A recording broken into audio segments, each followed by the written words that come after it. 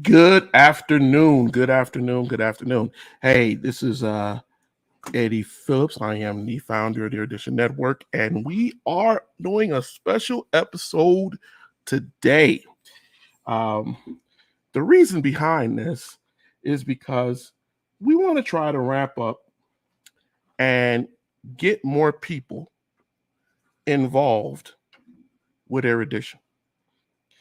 I sometimes get um, notifications from people who tell me that the reason why um, they can't talk on Erudition is because we do the program um, during during the week on a Thursday, and it's inconvenient for them.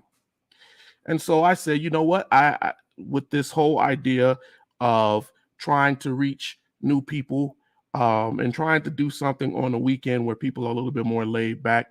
Let's do that. Let's do that. Let's actually do a show on the weekend and talk about um, Black history, talk about some issues, and actually get involved, uh, you know, with people and actually have a discussion.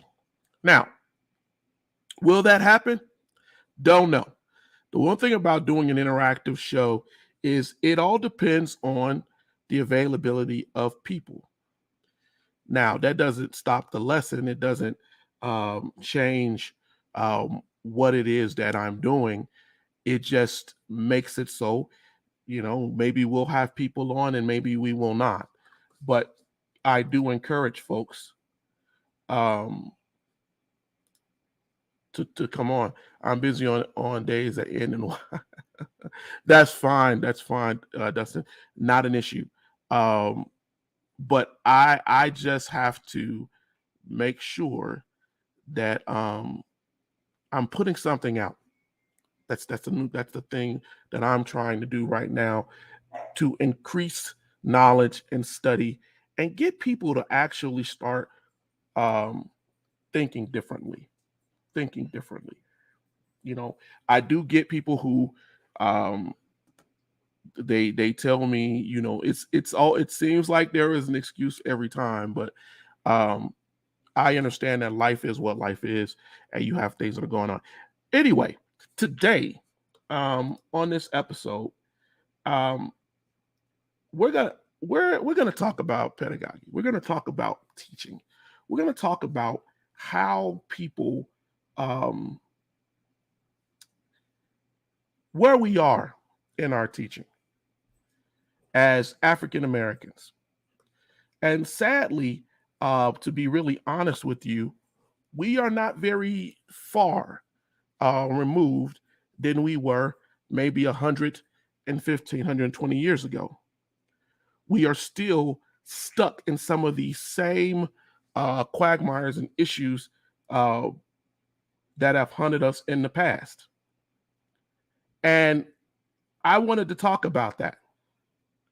I wanted to talk about that because, see, here's the thing. Um, I come across a lot of people and I give my time to a lot of people in teaching Black history. I do this show on Thursday. I'm always available when anybody sends me any email, correspondence, social media. And I try really hard um, to provide people with the information that they need to grow their knowledge. But unfortunately, um, that that is not something that is happening across the board in schools anywhere. And so we have a situation now where we have a lot of people who assume that just because, um, you know, I didn't get taught a certain way or a certain culture of people didn't teach me um, that something is wrong with the teaching. Now, I've said this before. I've quoted Carter G. Woodson, and we're going to talk a lot about Dr. Woodson today. Quoted Carter G. Woodson in the past, in which Carter G. Woodson talks about when the oppressor is educating you, what it is what is it that you're learning. I've actually said this on multiple occasions on multiple different erudition programs. And I think that something is lost in the translation here. Because what Dr. Woodson is specifically saying is the oppressor.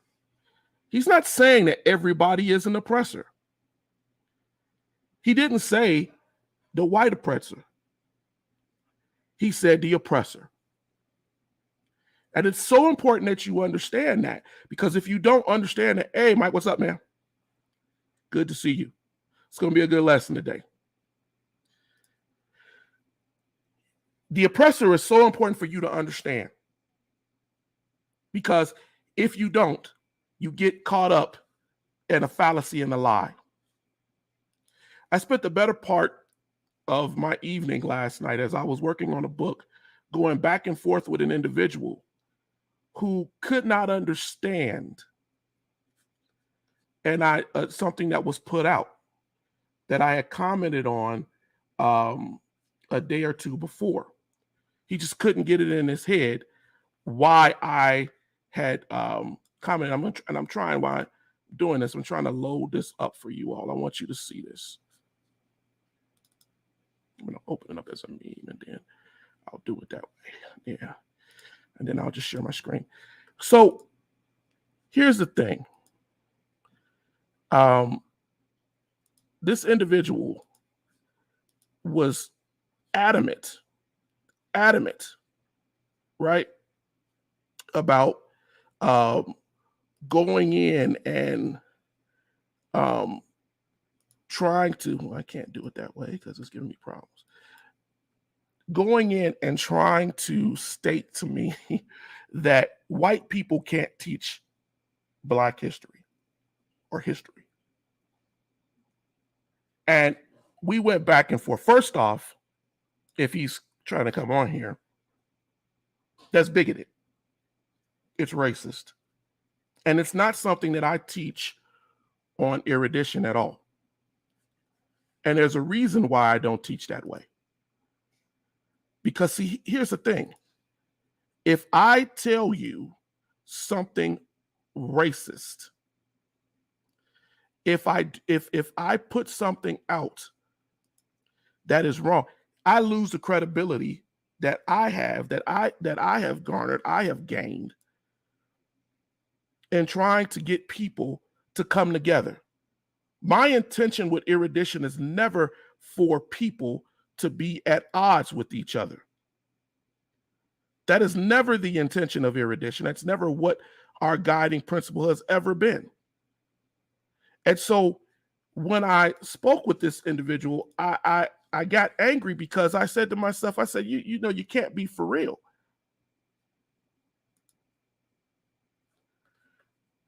You really can't. You're not trying to learn. You're trying to troll. That's a good question, Dustin, because is it about the color or the culture? It's about the knowledge. It's about the fact.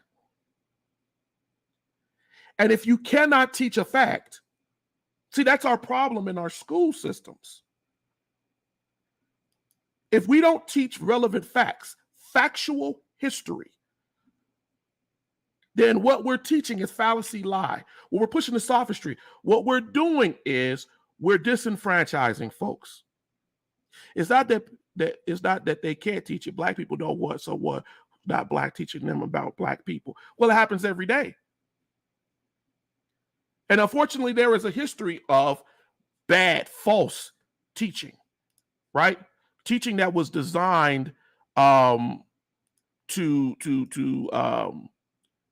not necessarily tell us the truth. And I get that. I've told you about that. But here's the thing. That's not everybody. It has never been everybody.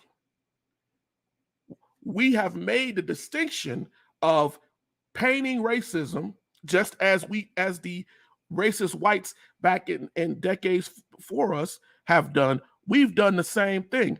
we've told ourselves that it's okay to be racist. It's okay to cut people out of the history that they themselves played a part in because of the color of their skin. How do we justify that and then call ourselves oppressed when we are oppressing others? Hurt people, understood.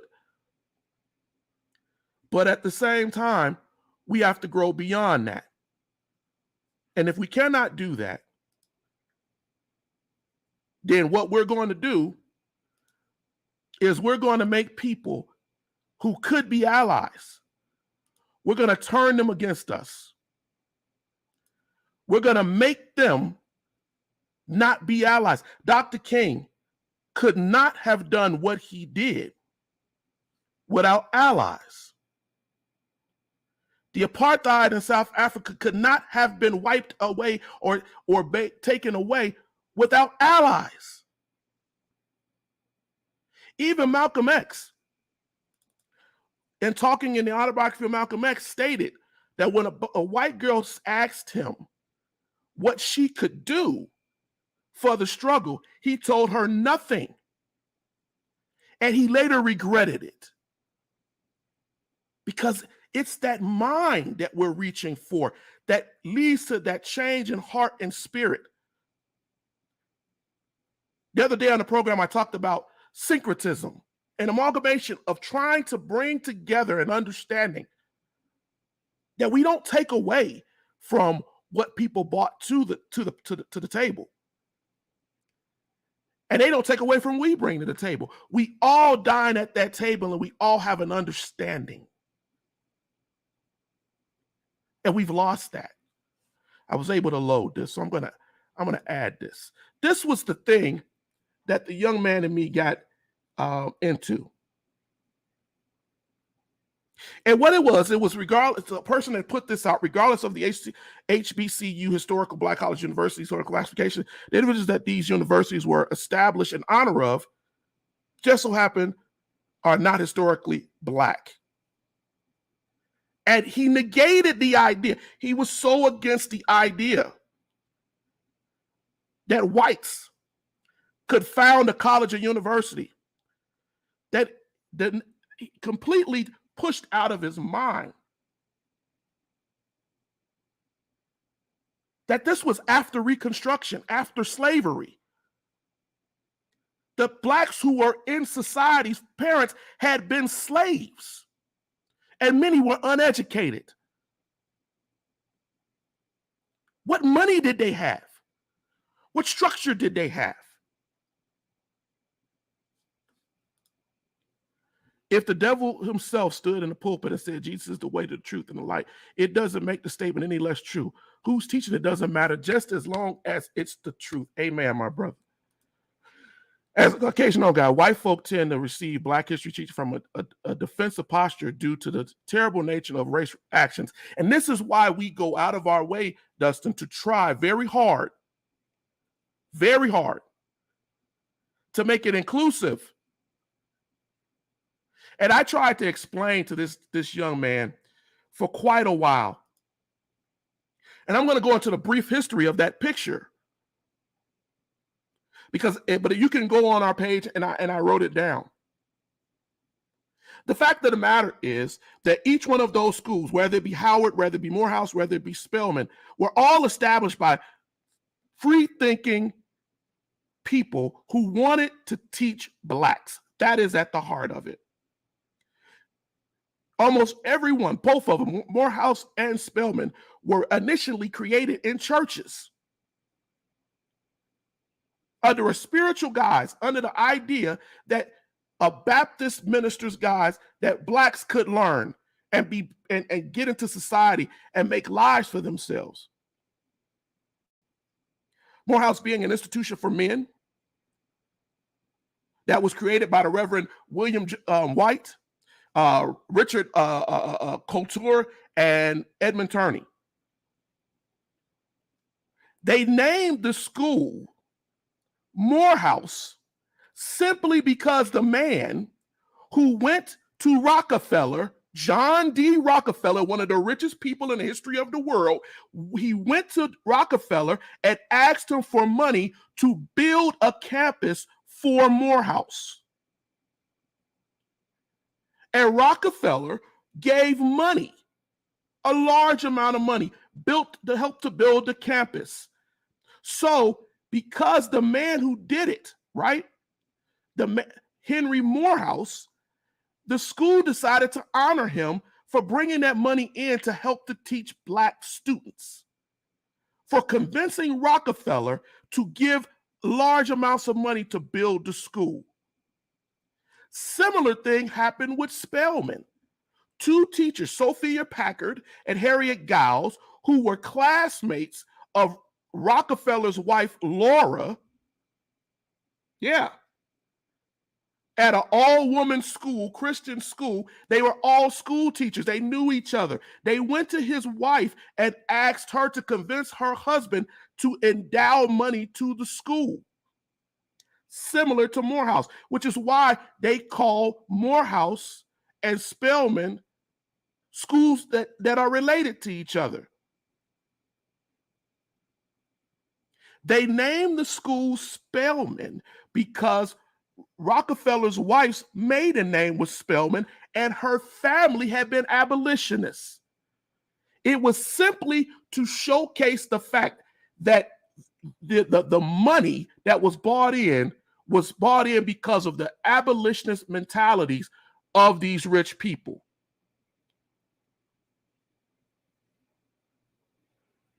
Did not affect anything really, which is it's uncommon. But it allowed them to build these schools. Howard University was built by Oliver O. Howard, who is famous because he was one of the guys who was the commissioner of the Freedmen's Bureau, the bureau that was designed after Civil War to provide Blacks an opportunity to get into society. But we are in this idea that we cannot give credit because of a skin tone. Let me tell you something. These people opened these schools up in the South. Come on now. In a racist, radical South. And here's the thing, ladies and gentlemen. They're still open today. Spelman and Morehouse are open today. Why? Because they were backed by financial credit by Rockefeller, by Carnegie's, by rich white people who had the power to say, despite your racism, I put money in this school. If you've ever been to Dubai, you will know that when you go to Dubai, you can't just break the law in Dubai, because the money that has been put into Dubai, whether it's positive or negative, is money. You're not going to go there and do terrorist actions. I was there 4 times. I remember asking a man, why don't you guys worry about terrorism? He said, ain't nobody going to do anything here at the cause of death. Money moves people, even when their ideas are evil. This young man couldn't understand that. All he saw was the color here. He couldn't understand that these Black institutions and things are still open, that their original names were not the names of these white people. And it doesn't matter. It doesn't matter. It's what was taught. It's what is being taught. It is what is being groomed, what we are learning at these institutions. My niece goes to Howard University. Thurgood Marshall went to Howard University. Dr. King went to Morehouse. What lunacy are we talking here? Let's get back on Black pedagogy.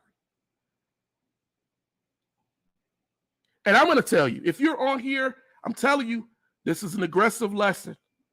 Invite your friends, share this broadcast. Don't wait to the end of it. Share it now. Get them on here to talk, to learn. Because that young man that I talked to last night, is lost. Lost in lunacy that he may not be able to escape out of because he's caught thinking about a color. I want to talk about one of my heroes. One of my heroes. I don't know if I have his book back here sitting on my desk. Yes, I do.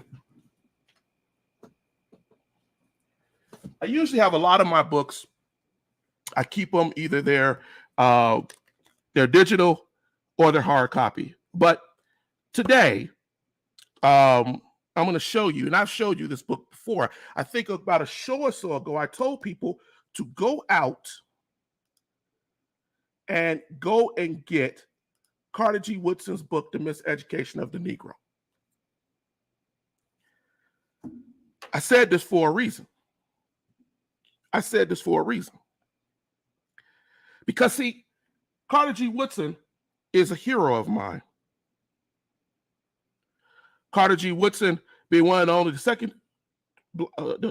second black man to graduate from Harvard, to go through a predominantly white school and learn, research, learn the fundamentals of how to delve into our history.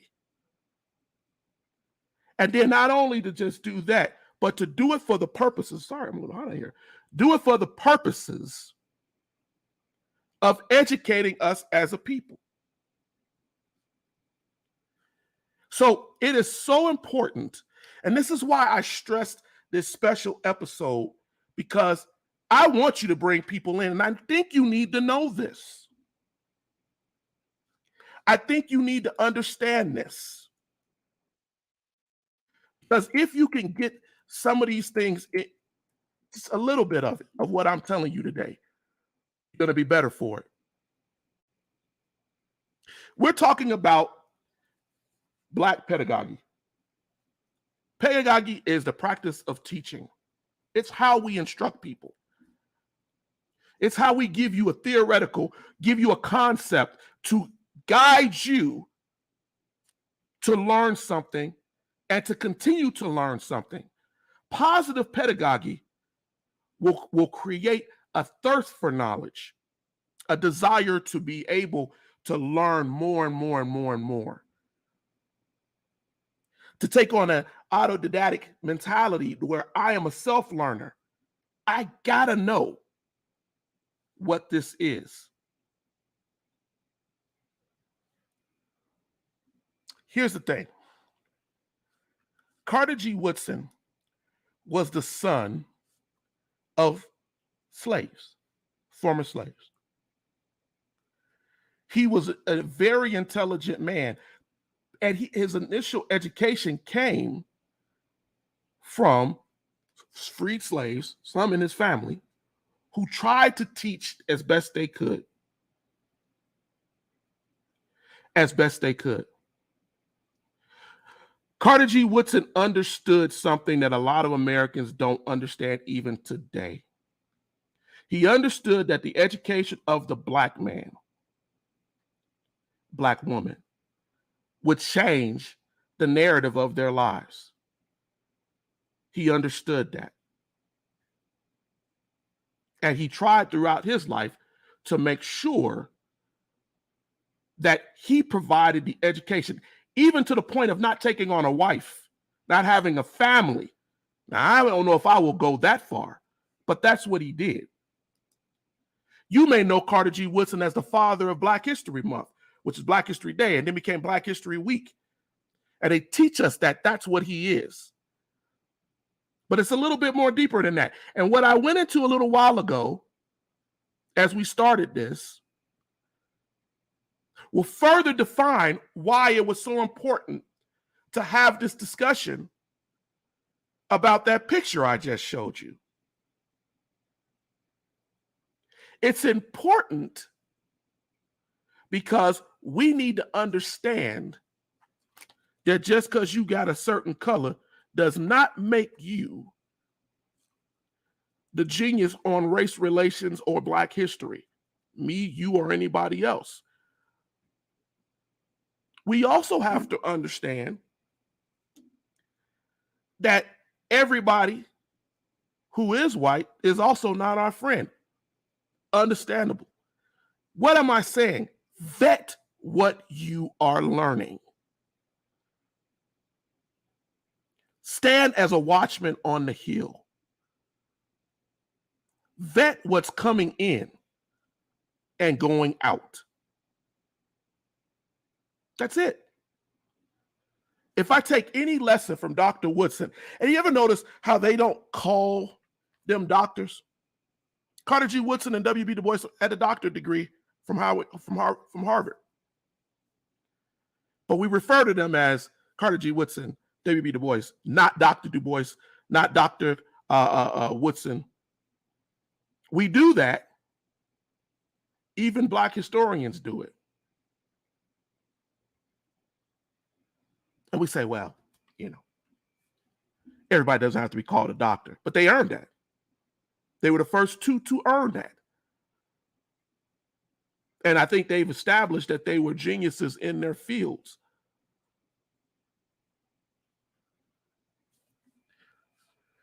When I look at Dr. Woodson, I'm going to read a quote from him. Dr. Woodson created an organization.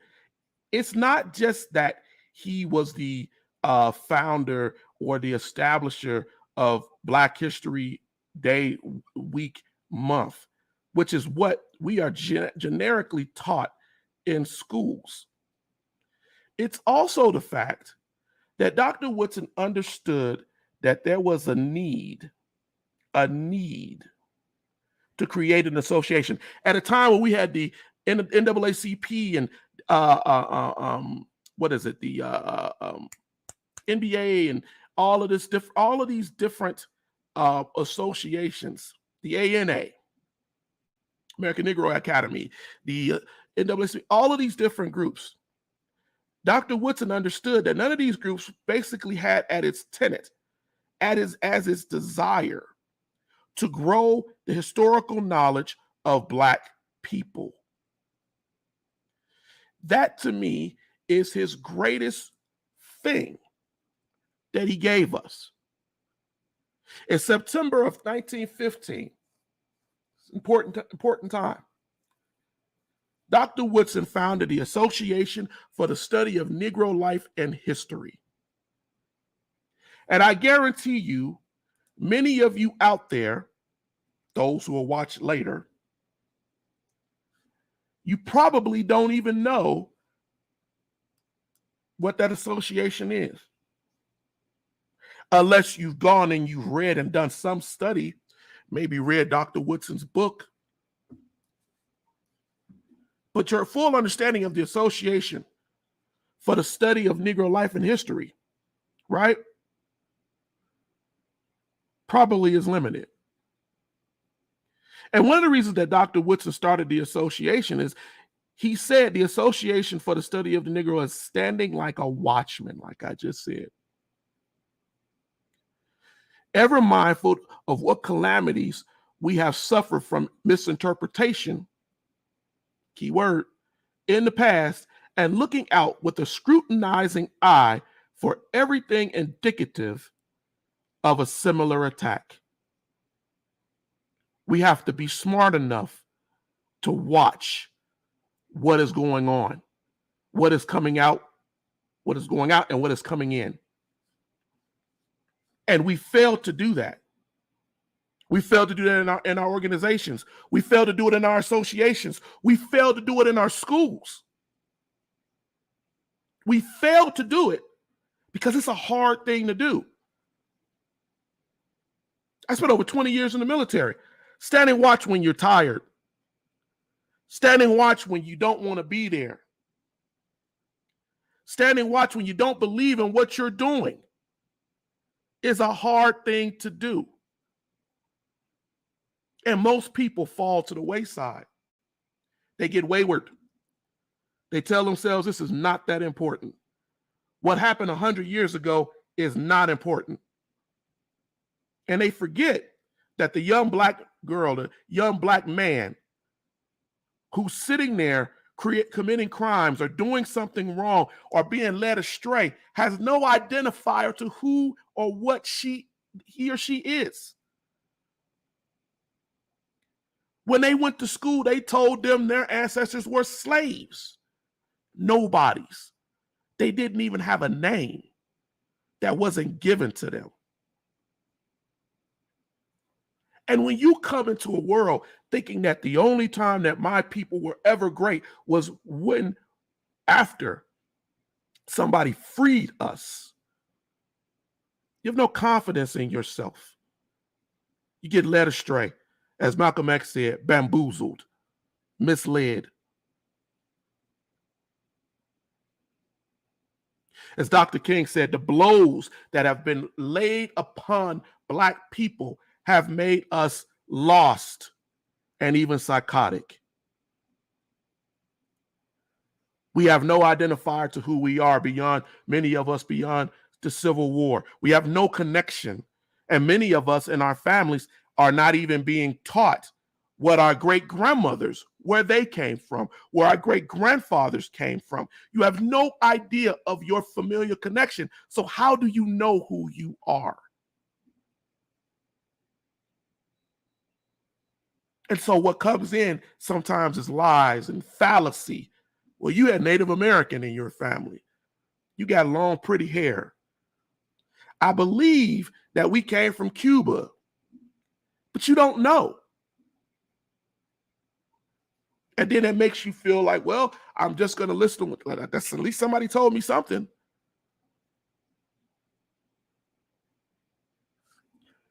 In 1915, that was a significant year to establish anything. But 1915 is important because 1915 is 50 years, just about after the 13th Amendment in 1865. It is the anniversary, right? So in 1915, people were very much aware that 50 years had passed since Black emancipation, since slaves were freed. And even though they had put in Black codes, Jim Crow, supremacy has a long memory. Because in 1915, if you remember from other episodes that I've shared with you all, a significant event happened also. It wasn't just the founding of Dr. Woodson's association. The movie Birth of a Nation came out. It wasn't initially called Birth of a Nation. When it was released in California, it was called The Klansman. And it came out on January 1st, 1915. Now, you think about that. Dr. Woodson started his organization September 9th, 1915. The Klansman came out in January. Was that a reply? Yes, it was. When the President of the United States, Woodrow Wilson, screened the movie at the White House and praised the movie for its historical truth and pushed the idea that blacks were degenerates, were evil, and that the murder of them is acceptable, and that the Ku Klux Klan was a protector of mankind, you have to respond to that as a historian. You have to respond to that with facts. How do you do that?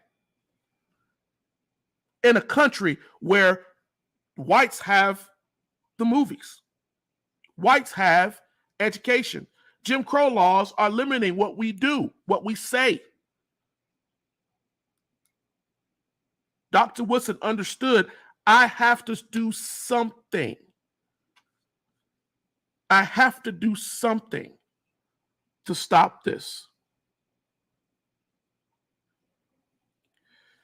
In his works, he said the film showcased two things.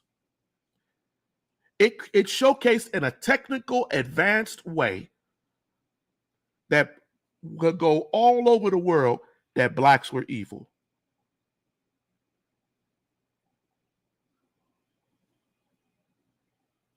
It also exerted the idea that we could be lynched.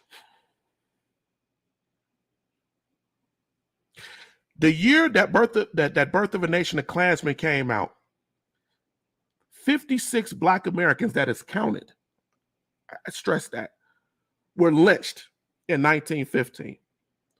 That was a 10 to 15% increase than the year before.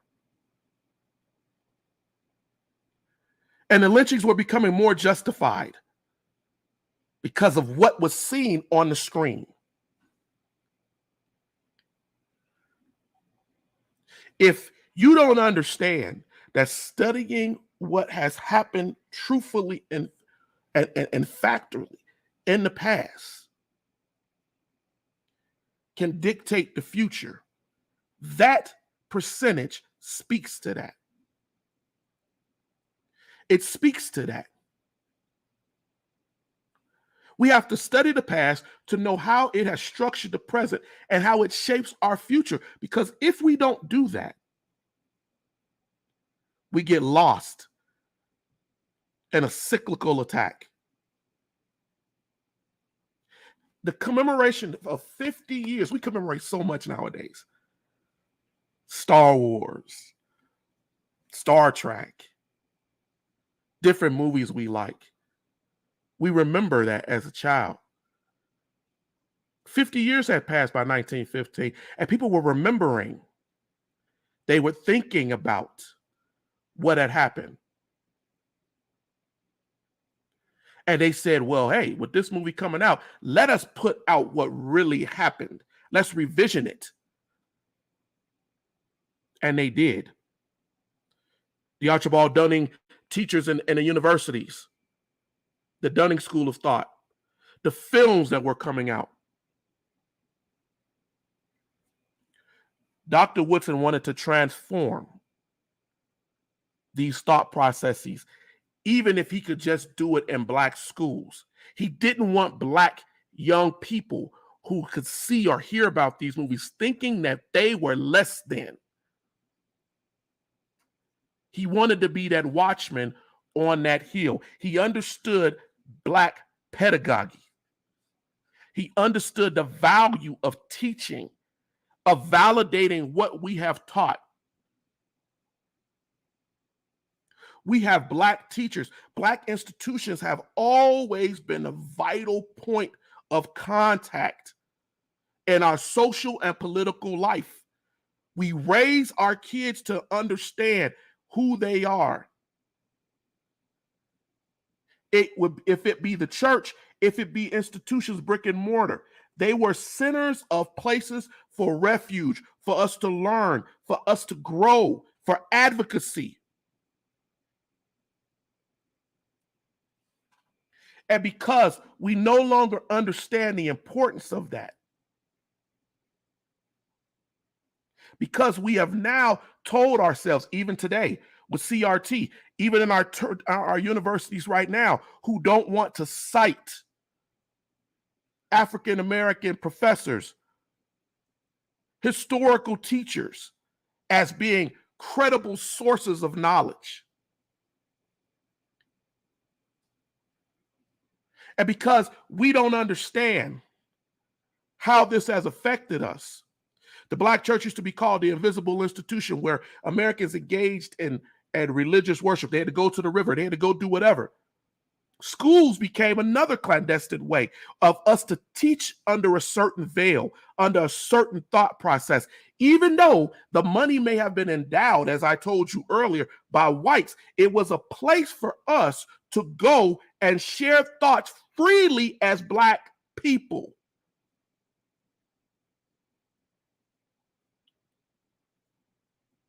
And because that's not taught, we confuse ourselves. We lie to ourselves that people can't teach us anything. And in those places, it was not just Black teachers. When Dr. Woodson opened up his association, it was unprecedented. It was the first of its kind. He did this because he wanted to put out articles, just like the NAACP put out The Crisis with W.B. Du Bois. He wanted the Journal of Negro History and Negro History Bulletin. He wanted to talk to you about what you did not know about your history. And he wanted you to understand it from an educator who had steeped himself in this knowledge. I am passionate about this because we have lost our way. We've lost our way. Do you think that it was easy for W.B. Du Bois or Dr. Du Bois or Dr. Woodson to get a PhD in early 1900? Dr. Woodson got his PhD in 1912. While at the time he was still teaching in D.C.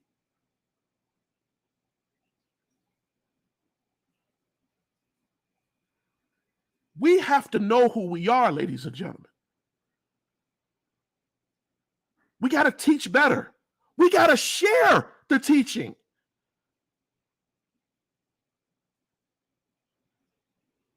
You know, I'm often reminded of Dr. Woodson because there was a frightening time.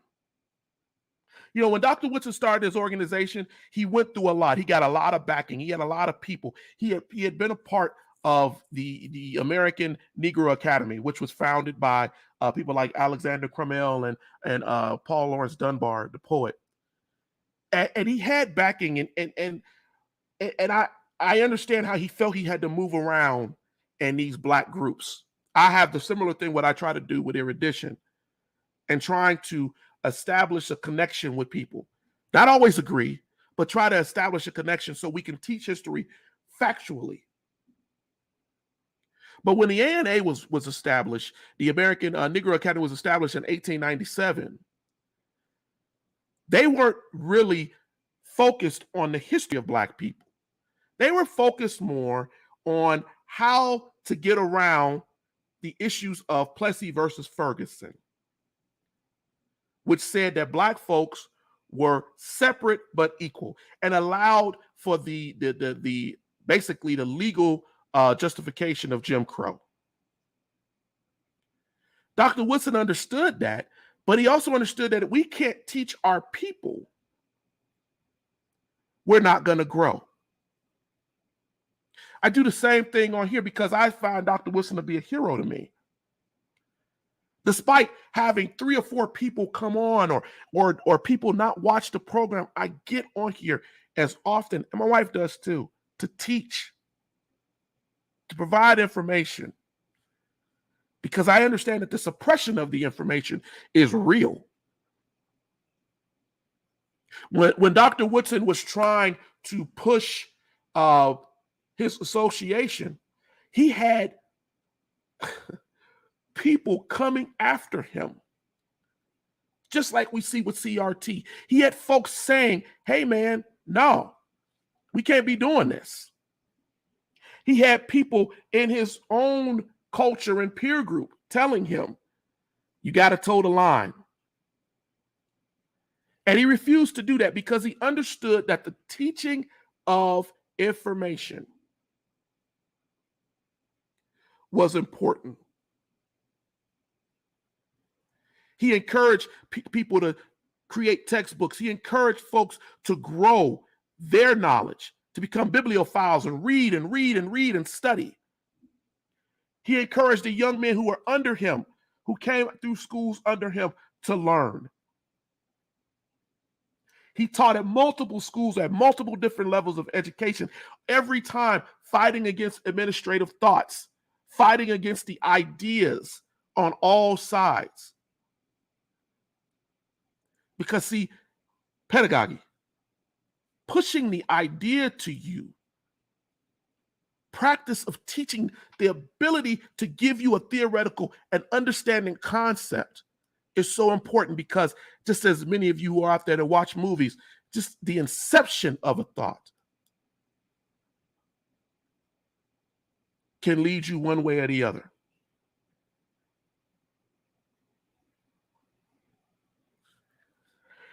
I don't do these programs to be a prophet of thought to you. I do these programs to get us to think. I do these programs to get us to go read. Dr. Woodson's first book, The Education of the Negro Prior to 1861, is a profound book because he talks about how we were educated, how we weren't educated, how we were conditioned. And people got mad. People got mad. People in DC, where there was a greater amount of educated people, blacks, they didn't always agree with him. They didn't always agree with him. However, he convinced a lot more. He convinced people to go in and challenge the systems.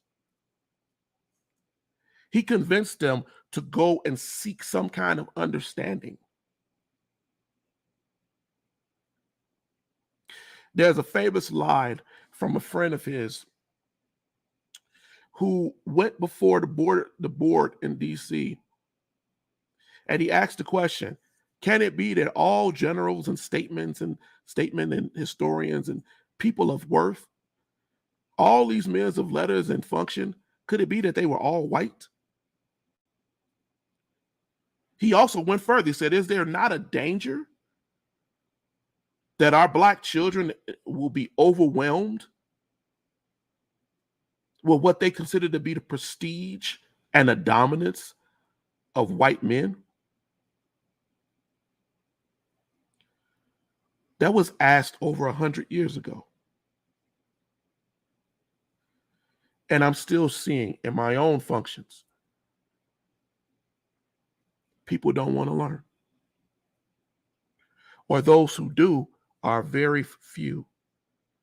And some are so conditioned to accept a mentality that is based on hurt and disenfranchisement. And we cannot grow from that. We cannot grow from that. The man who asked that, his father, Roscoe Bruce, was a congressman. He had been elected to office during Reconstruction and taken out of office with the failure of Reconstruction. So he understood what it meant to have an educated mind. You know, my friends out there, the ones of you who are in Chicago who watch this, you don't even understand, even in your own city. You don't understand the history that you have within your own city. Dr. Woodson was in Chicago. Ida B. Wells was in Chicago. These were people who wanted you to learn. They created organizations. They participated in organizations. Ida B. Wells was part of the Community of 15 on Unity. They had meetings. They talked with teachers. They did things to try to instruct and inform Black people about what was going on, about what they didn't know. When she asked Dr. Woodson to come to Chicago, she's quoted as saying that this will be amazing. This will be a literary treat. This will be historic. She knew how important it was to teach Black history that we did not know.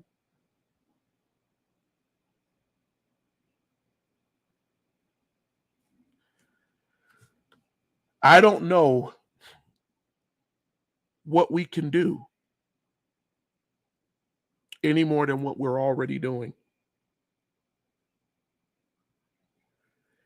When Dr. Woodson started his organization in 1915 under the idea and brought all these teachers and all these academics in, and they all fought to try to do something different. That was over 100 years ago.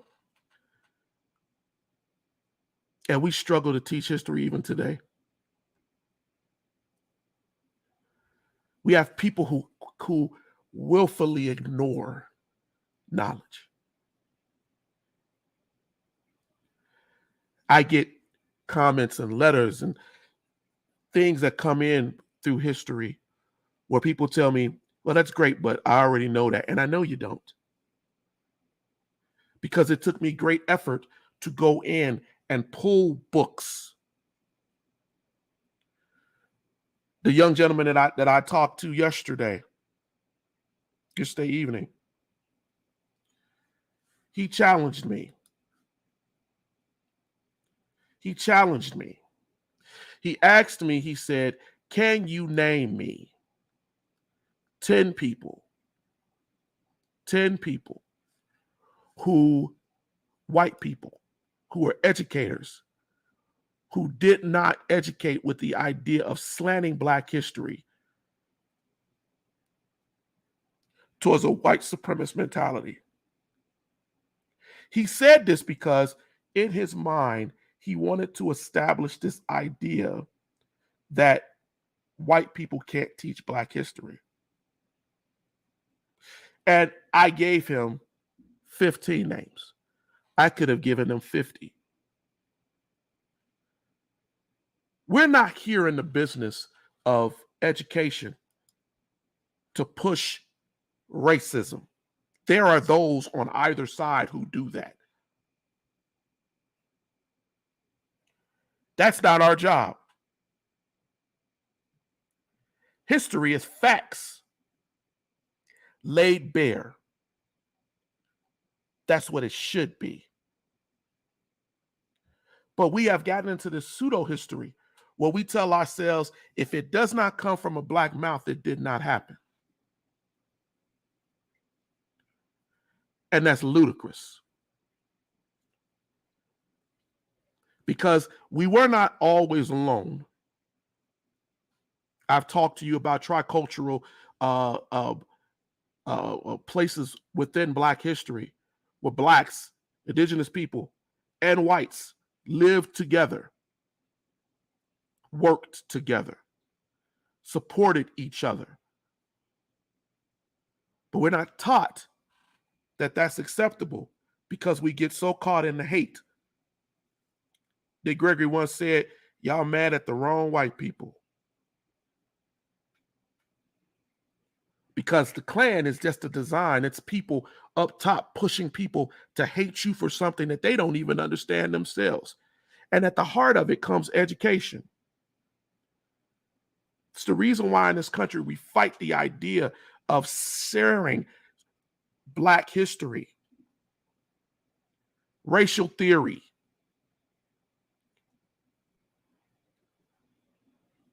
or as Dr. Woodson said, fugitive pedagogy. The idea that it's not accepted, it's rebellious.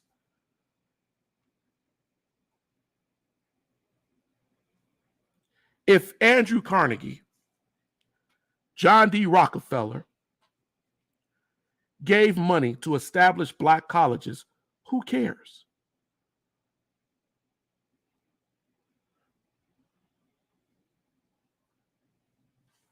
If they establish these, I agree, baby.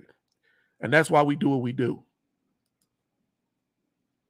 If they establish these colleges and these universities with their money, even if it was a nefarious intent, what have they done?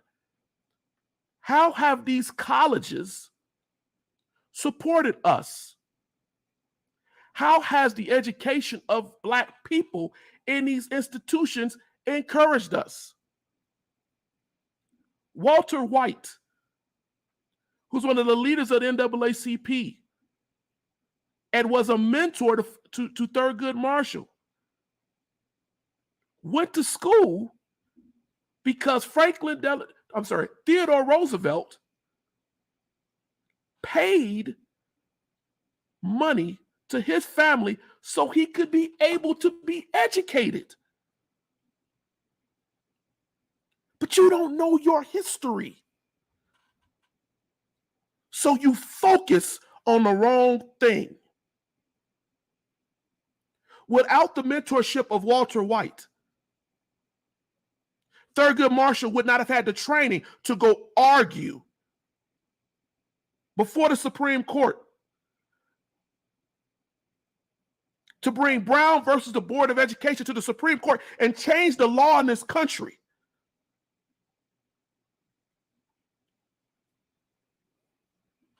I don't care where your inspiration comes from. I don't care if the person is blue. If the history is factual, you better darn well accept it. Vet it, but accept it. And if it comes from a black person, to the white folks out there, don't disregard it as hate. Don't just say, well, you just want to take credit and make us feel bad. No, we're trying to share with you. We're trying to establish syncretism. So many books have been written. I tell my son, I will sit down and watch a documentary sometimes, and I get frustrated because I say, I see all of these white historians in these documentaries. Where are my black historians at? Don't disqualify those who take the time to study and learn. Don't blow it off. I tell people with Erudition, you can put this program on and play it in the background and just listen to us, just like people listen to an audio podcast. If you choose not to do that, that's on you.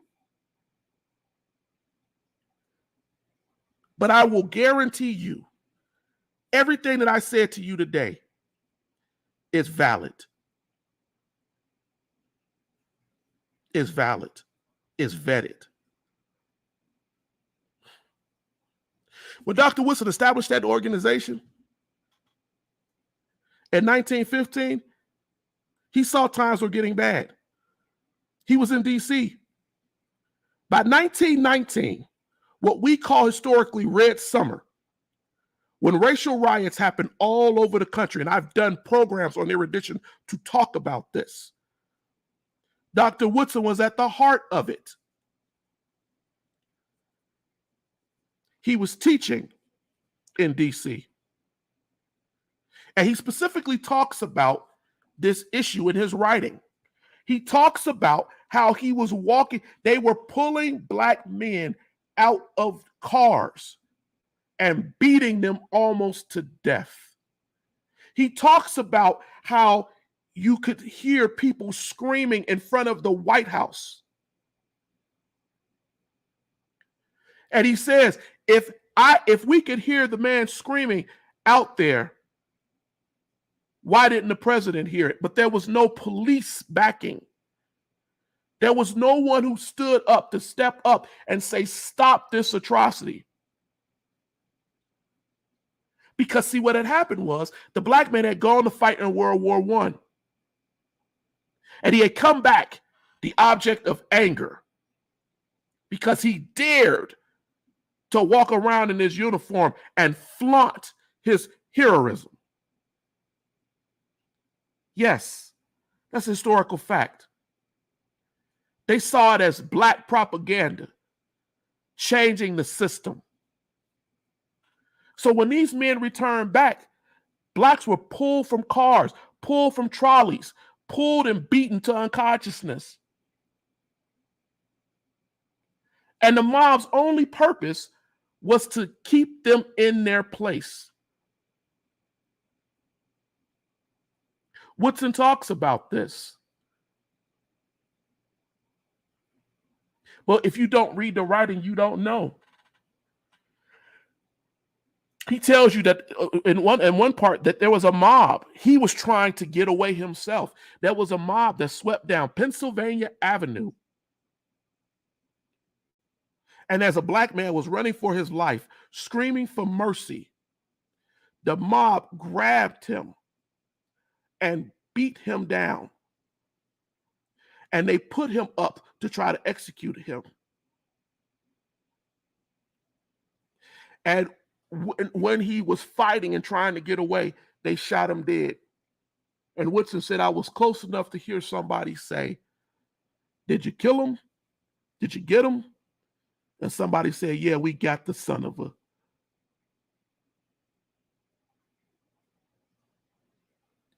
These issues that we face are not new.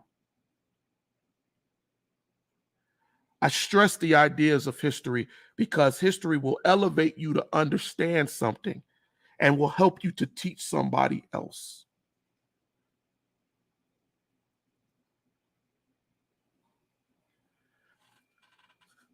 I wanted to get on here today to do this show because I just really felt that we needed to talk about this. I was really on the fence of talking about Dr. Woodson's. I wanted to do it, and I was going to do it a couple of weeks from now. But after the conversation that I had last night, I said, we got to do this.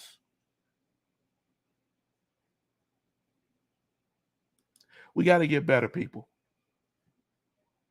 We got to get better. Erudition will be on. We will not be on tomorrow. My wife will be on Monday.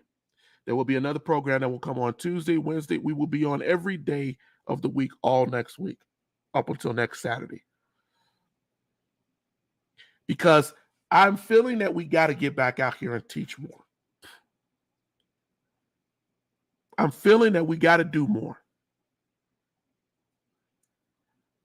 And I'm tired of the excuses. I'm tired of the excuses. Society is getting worse and worse and worse. And as I saw one of my friends say, when he saw the debate I had with the young man, he said, unfortunately, that's the way that society is now. They've gotten to a point where they troll ideas instead of listening to ideas. Because the conditioning that you're given in school has affected you so badly that even if you're out here thinking you're learning cultural histories, you're biasing them. You're filtering them through your hurt. That can't be what we do. I gave you this hour, and I really appreciate the few who are on here. And as I always do, I'm going to challenge you. Rather you're watching the replay, rather you take the time to watch the whole thing or not, do me a favor. Share it. Encourage people to subscribe. We don't teach a bigoted, racist history on Erudition. We don't teach racism. My purpose is syncretism. Look the word up. I want us to grow.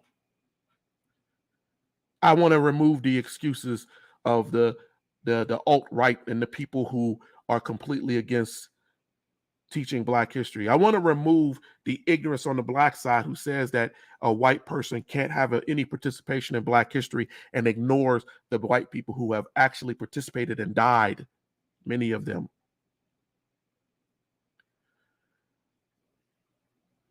To get Black folks where we are right now. I am asking you to share and ask people to subscribe. If you don't believe in what we're doing, that's one thing. But I don't think I've ever given you any reason to not believe in what we do here. That young man sent me a thing this morning and said, you're an agent. And I've heard that. He probably doesn't know what agent means. Agent means agent provocateur, because he would have used that term. because he was like, well, you're teaching people white supremacy. I don't think in this whole hour I've taught you white supremacy. I don't think there's ever a broadcast that I've ever done, ever a person I've ever taught that teaches you white supremacy. What I do teach you is inclusion. I will close this out by saying this. Dr. Woodson, in case you go look it up, I don't want you to be confused. Dr. Woodson was financed also in his group by Rockefeller. He was financed by several whites. And Dr. Woodson pushed a lot of whites outside of the organization later on because he did not feel that they wanted him to be honest. They were trying to restrict his message. And because he felt that way, he purged himself of that. He vetted what was going on. It did not mean that he did not have white financiers to help him with his association. Does not mean NAACP didn't. It's the vetting that's important. It's, as he said, being that watchman,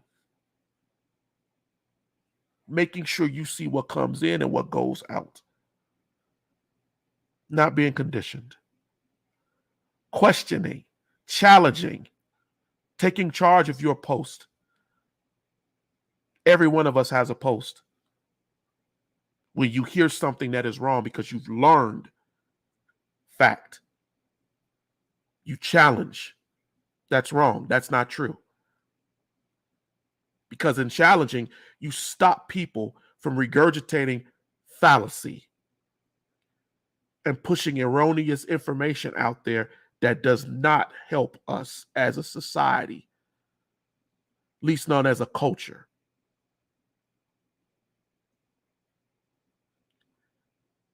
Read, study, study, study. On my page, I will list the people, the white educators and book writers that I suggested to this young man last night that he blew off because he doesn't want to learn. I want you to learn. And I'm going to make sure that I give you documented places to learn, places to go, primary and secondary source information. If I'm doing all that, the only thing I ask from you, share and subscribe. Encourage people of all cultures, backgrounds to join in the discussions here on Erudition. That's not asking a lot. It costs you nothing to share. It costs you nothing to encourage people to subscribe. Do that for us if you believe in what we're doing. Well, ladies and gentlemen, we're over our hour. I gave you a little extra time to make that point. But I'm going to say thank you to any one of you who joined us this weekend. I know this is hopefully an easier time. At least that's what I was hoping, for people to be able to participate. A lot of you all are a little quiet. Let's see, we had another comment. The generation we are in right now, the young generation, don't want to hear the past and move on to build a future. So it's hard to get them to want to listen. It's hard to get them to want to listen because they've been conditioned to not listen. It's hard to get them to want to listen because they don't see themselves in the fight. They don't identify. You go through 12 years of school where every year they teach you that your ancestors were slaves. And that the only thing that ever happened for you is that somebody said freedom, and then later on, those rights were taken away from you by systems, and then you were given another chance, and they're still being taken away from you. And then you see history as a lie. Because you say, no matter what amendment they wrote in the Constitution, they still treat me a certain way. What does this history mean to me? But it's not just about American history. And we don't just teach American history here. Dr. Woodson understood that. Educators well before me understood that. We got to know where we come from before 1619. We got to know where we come from. What led us to this place? All right, ladies and gentlemen, thank you. Thank you. Thank you. Thank you. I'm going to get out of here and enjoy the rest of my Saturday. And for that young man, if you happen to watch this, I don't discourage you as I left with you this morning from learning, but I will not waste my time on people who show that they don't want to learn and are only motivated by destroying the knowledge capacity of others. That's a waste of time. And I will not give you a platform. I will not give you a platform to disenfranchise more Black people. And that's my promise to anybody. All right, ladies and gentlemen, thank you. See you. I will see you. My wife will see you Monday. Until then, please keep supporting Erudition and share this broadcast. Click and subscribe. Thank you.